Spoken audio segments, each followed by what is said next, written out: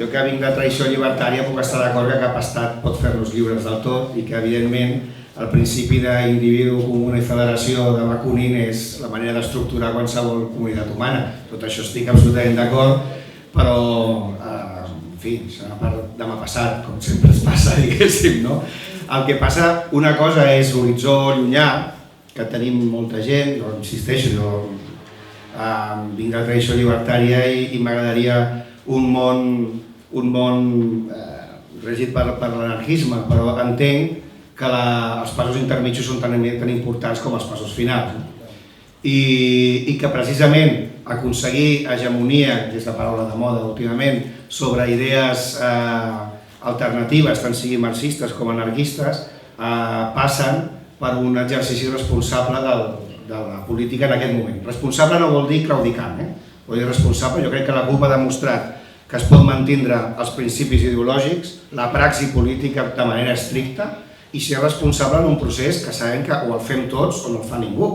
Una qual cosa podríem ser molt adolescents també a la CUP i dir doncs això nosaltres no volem pactar res amb ningú perquè som molt xulos i fins que no arribi la revolució mundial no sortim de casa, que és com moltes vegades. I jo que tinc una edat en la qual els meus no hem fet més que perdre, per dir-ho així, entenc perfectament que hi ha un moment en què tenim ara la possibilitat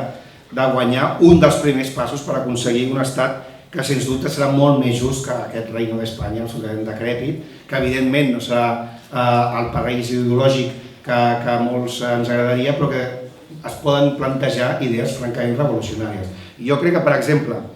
les coses que ha fet la CUP, o no repetir mandat, que en principi els 3 diputats no tornen a repetir mandat, o la manera de rebaixar-se sou, o de la manera d'entendre que els moviments socials han d'entrar al Parlament i proposar les seves idees i donar-li suport, això és una cultura política que al Parlament català no s'havia vist.